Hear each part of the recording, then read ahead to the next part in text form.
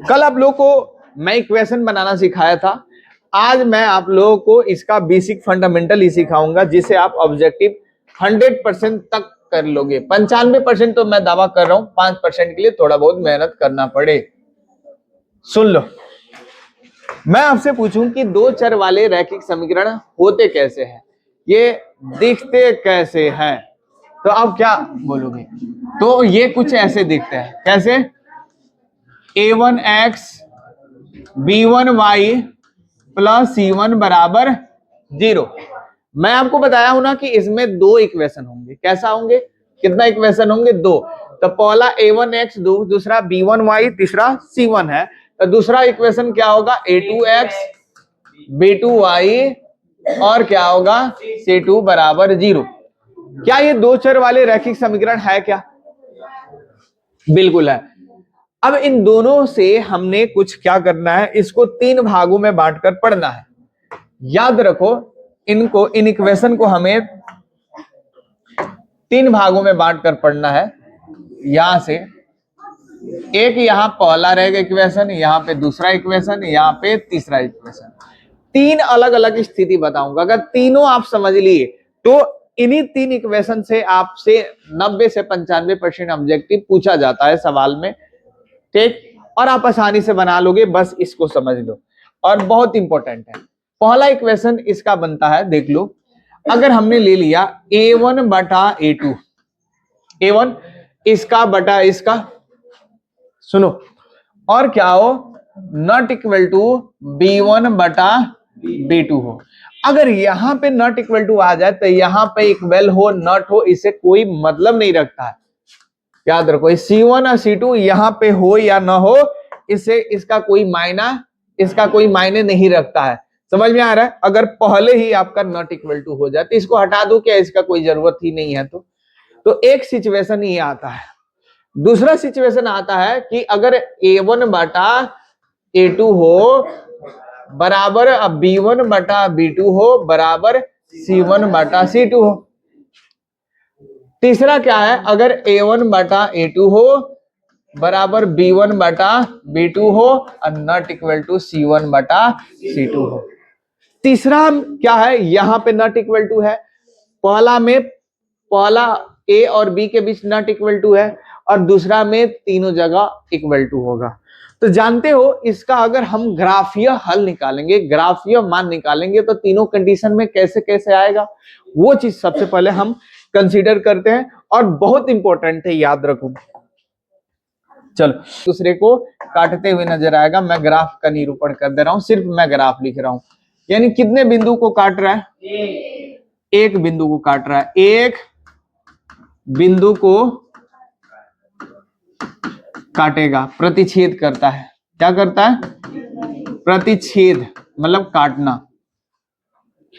यहां पे अगर इस प्रकार का आपको ग्राफ अगर कहीं दिख जाए तो जानते हो वो कैसे दिखेगा? कुछ ऐसे दिखेगा। कैसे दिखेगा जी?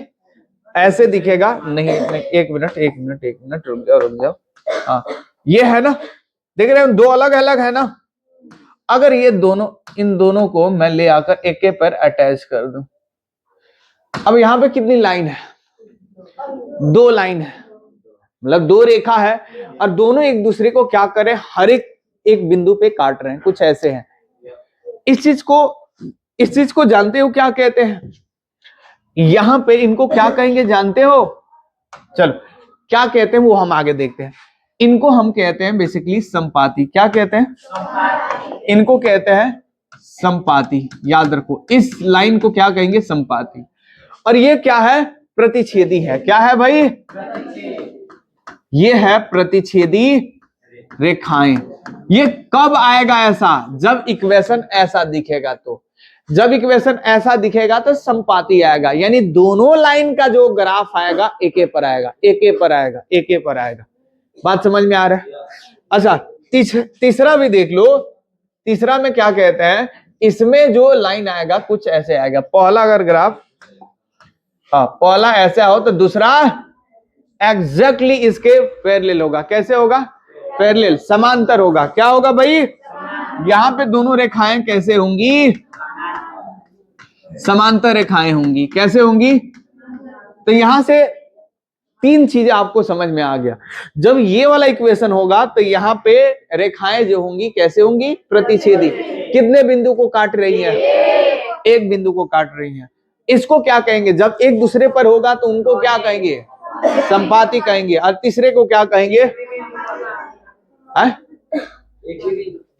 हाँ दोनों एक ही बिंदु पर काट रहे हैं, हाँ एक दूसरे पर है, अलग अलग कलर से भी दिखाया हूं। और तीसरा जो सिचुएशन दिखेगा उनको हम क्या कहेंगे बताओ, इनको कहेंगे हम ये समांतर रेखाएं हैं। ठीक, सारा का सारा पहचान कैसे है, ये सब के सब कहां से आ रहा है, यहां से। तो एक पॉइंट से हमने दो अदर पॉइंट ज्ञात कर लिया। अब बात करते हैं इसका हल। हल थोड़ा सा मैं ऊपर लेकर चला जा रहा हूं। हल के बारे में क्या ख्याल है तुम लोगों को? देखो एक ट्रिक्स है, जितने बिंदु को ये काटता है उतना हल होता है। आपको द्विघात बहुपद में बताया था, दो बिंदु को काट रहा था दो हल है, एक बिंदु को काट रहा तो एक हल था। तो यहाँ पे एक दूसरे को ये कितने बिंदु को काट रहा है, इसलिए इनका जो हल होगा एक हल होगा। कितना हल होगा, एक हल होगा। ठीक, ये संपाती था, इनको और थोड़ा नीचे ला दे रहा हूं।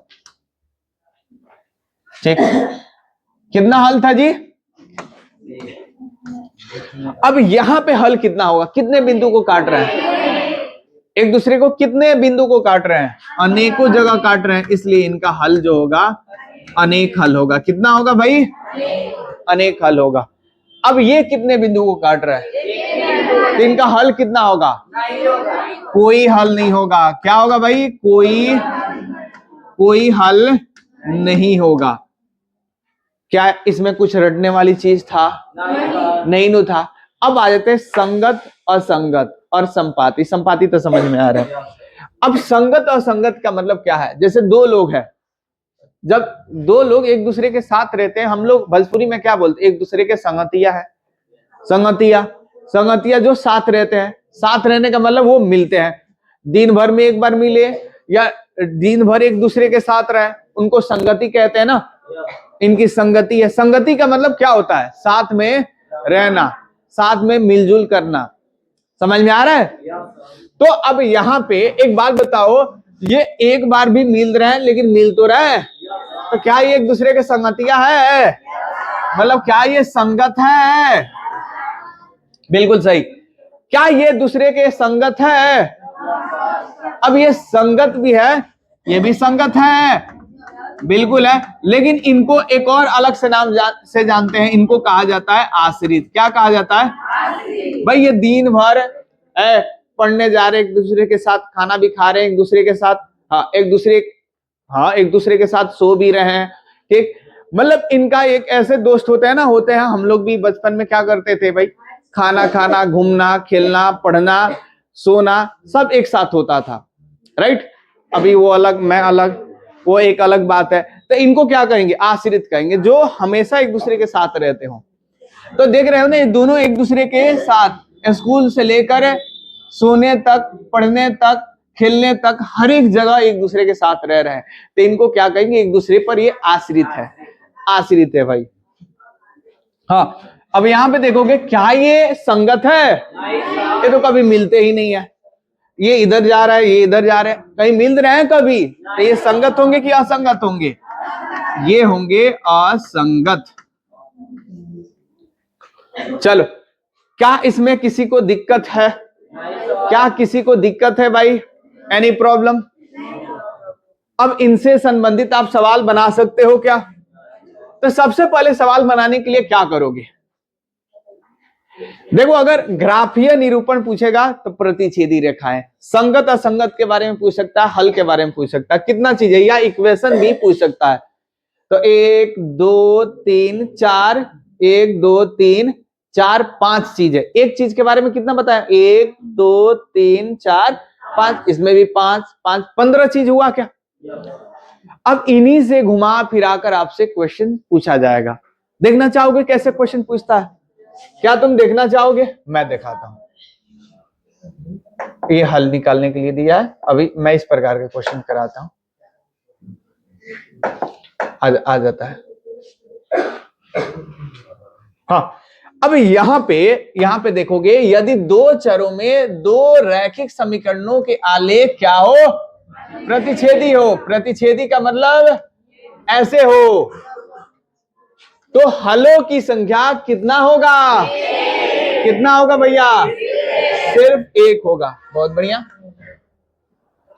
हाँ, अभी आप मान निकालना भी आप लोगों को नहीं सिखाया हो इस। हाँ, अब यहां पे देखोगे, यहां पे एक पहला इक्वेशन, ये दूसरा इक्वेशन, ये पहला इक्वेशन, ये, और पूछ रहे हैं कितने हल होंगे। कितने हल होंगे बताइए, कितने आदमी थे बताओ। अब कैसे पता करोगे? अब आपको पता करने के लिए क्या करोगे, इक्वेशन निकालोगे, a1 बटे a2, यानी a1 का मान है, देखो ये a1, ये b1, ये c1, ये a2, ये b2 और ये c2। कितना आ रहा है?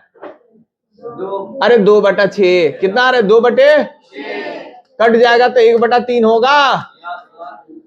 अच्छा, b1 बटे b2 कितना आ रहा है? -3/, -9, तो 3 3 9, कितना आया? 1/3, माइनस से माइनस कट गया। तीसरा क्या आ रहा है? c1 बटे, बोलो, 2/5। ये कट रहा है क्या? अगर इस इक्वेशन को मैं लिखूं तो a1 बटे a2, b1 बटे b2 और c1 बटे c2, क्या ये a1 a2 बराबर है क्या? इसका भी मान 1/2 है, इसका भी मान 1/2 है, तो यहां पे बराबर लिख लूं क्या? क्या ये इसके बराबर है? तो यहां नॉट इक्वल टू लिख दूं। अब बताओ ये कैसा है? ये वाला है, समांतर वाला है। जब ये समांतर वाला है तो हलों की संख्या कितना होगा? इक्वेशन बनाओ, इक्वेशन के बाद क्या करो आप? ये लाइन खींच लो। लाइन खींचोगे तो सारा का सारा जो चीज है आपके दिमाग में तुरंत आ जाएगा। इस लाइन के खींचते ही आपके दिमाग में सारा का सारा ग्राफ से रिलेटेड सारा क्वेश्चंस का आंसर आ जाएगा। बोलो कितना हल होगा? कोई हल नहीं है। ऑप्शन नंबर कौन सा होगा? बोलो, आ रहा है समझ में? चलो और देखते हैं सवाल अभी इसी से रिलेटेड। हाँ, अब यहां देख रहे हैं कि दो रैखिक समीकरणों के लेखा चित्र मतलब ग्राफ होता है। यदि संपाती हो,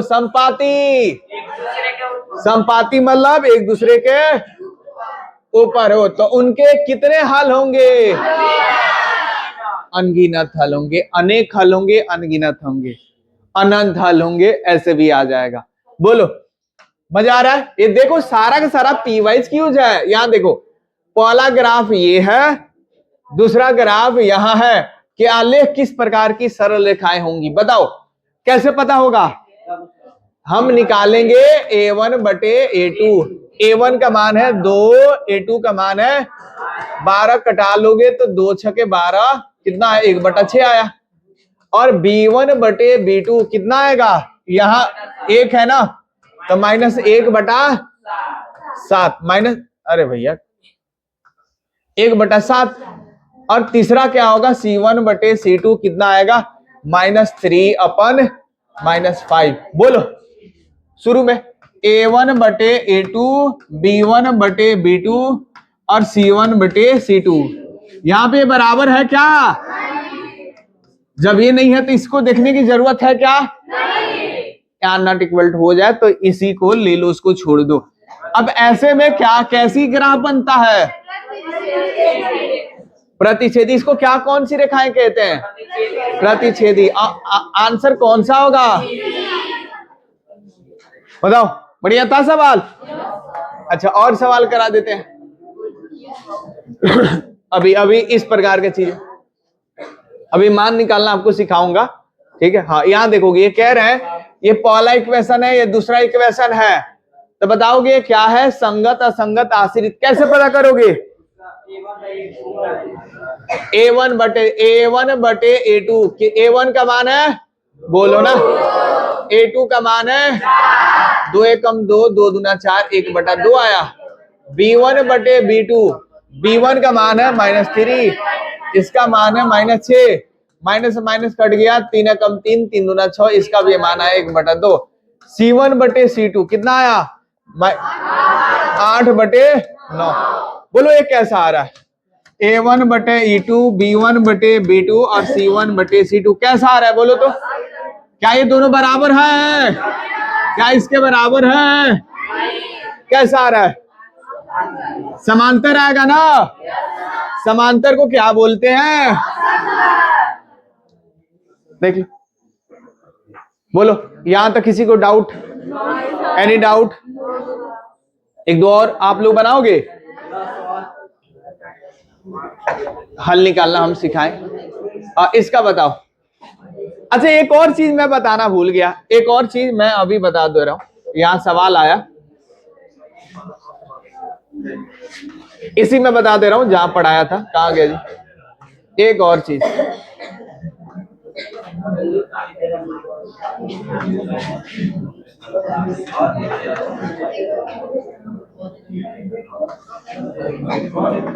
कहां गया भैया?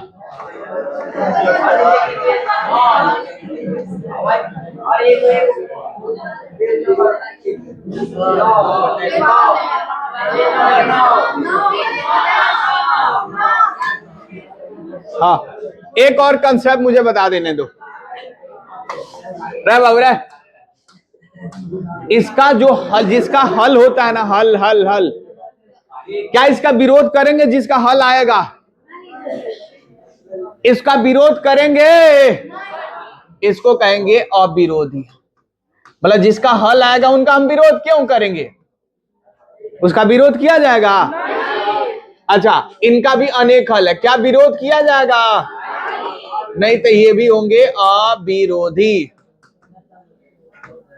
अच्छा, इनका कोई हल नहीं है, निकम्मे आदमी है, कोई हल नहीं निकाल रहे, इनका क्या करेंगे?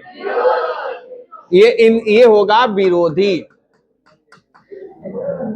ठीक, इन्हीं को कहा जाता है आश्रित, भी कई जगह वर्ड दे देते हैं। समझ में आ रहा है? तो ये भी अविरोधी, आश्रित भी कह सकते हो इसको। समझ में आ रहा है? तो अब बताओ, यहां पे विरोधी और विरोधी में कोई कंसेप्ट में दिक्कत? कौन सा सवाल था वो अब करा दे रहा हूं। अब लिखोगे तो तुम साथ ही में लिख लोगे। कहा गया भैया? कहा गया? ये था क्या?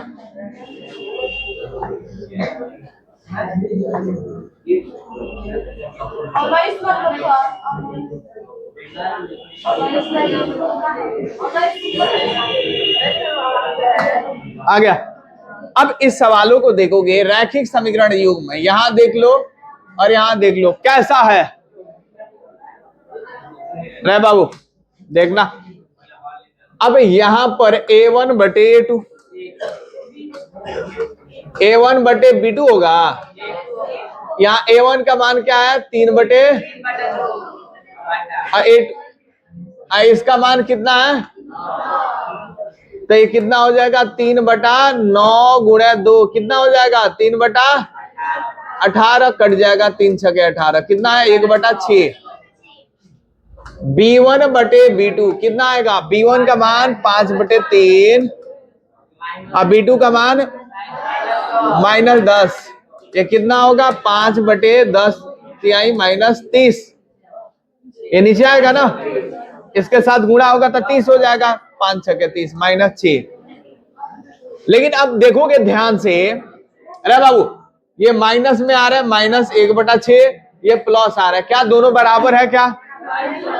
तो यहां लिख दो ना, a1 बटे a2 not equal to b1 बटे b2। क्या होगा? क्या इनका विरोध करेंगे? तो कैसा होगा ये? अविरोधी। अच्छा, ऐसे आता तो दोनों एक पर आता तो इसको आश्रित कहते हैं हम लोग, आश्रित।